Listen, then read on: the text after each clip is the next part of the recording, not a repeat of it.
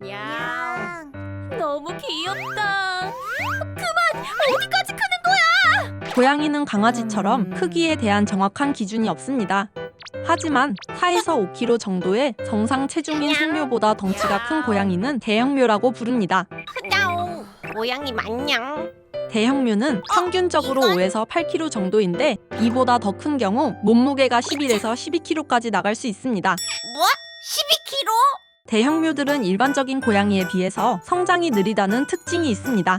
보통 고양이는 생후 12에서 18개월 정도가 되면 성장을 마치지만 대형묘는 평균적으로 3년이 걸리며 최대 5년까지 걸리는 경우도 있다고 합니다. 왕 크니까 왕 귀여워. 3대 거대 고양이. 첫 번째, 렉돌. 렉돌의 이름은 봉제인형이라는 뜻으로 성격이 아주 순하고 차분해서 집사가 안았을 때 인형처럼 다리가 축 늘어진다고 해서 붙여진 이름입니다. 귀여워. 렉돌은 외국에서 개냥이를 넘어 강아지라고 부를 정도로 애교가 많고 집사에 대한 사랑이 넘치는 성격이라고 합니다.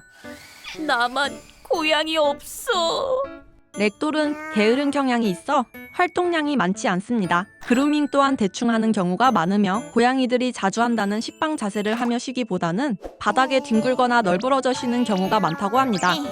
렉돌은 속털이 없기 때문에 털 달림이 적습니다. 하지만 가늘고 긴 털이 쉽게 엉킬 수 있어 일주일에 2~3번 정도 자주 빗질을 해주는 게 좋습니다. 나 좀 예쁜데. 두 번째, 메인쿤. 메인쿤은 정확한 기원을 알 수 없지만 미국 북부의 메인이라는 지역에서 자연적으로 발생한 종이라고 알려져 있습니다. 일하자. 메인쿤은 농장이나 헛간, 집에서 쥐를 잡는 역할을 하다가 집고양이로서 사랑을 받게 되었다고 합니다. 대형묘 중에서도 큰 편에 속하는 메인쿤은 집사를 잘 따를 뿐만 아니라 사교성이 좋고 순한 성격을 가지고 있어 거인 신사라는 별명을 가지고 있습니다. 메인쿤은 다지증을 가지고 있는 경우가 많습니다. 다지증이란 유전자 돌연변이로 인해 발가락이 하나에서 2개 더 많이 생기는 질환을 말합니다. 하지만 메인쿤의 경우 우성 유전자로 인해 다지증이 생기며 다지증을 가진 고양이는 발이 조금 클 뿐 건강에는 아무런 문제가 없습니다. 왠지 부러운 것 같기도. 세 번째, 노르웨이 숲 고양이.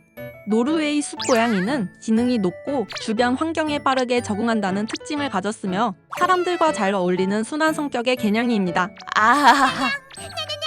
노르웨이 숲 고양이는 노르웨이, 스웨덴, 덴마크가 속한 스칸디나비아 반도에서 나타난 고양이로 해당 지역의 역사와 함께할 정도로 오래된 묘종입니다.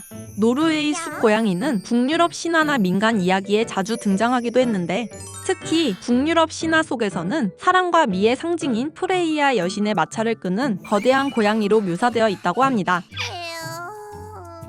노르웨이 숲 고양이는 추운 북유럽에서 온 고양이답게 풍성하고 촘촘한 털을 가지고 있습니다.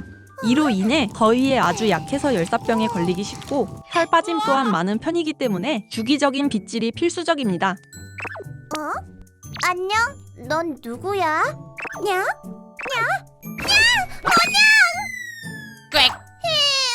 집사랑 있을래.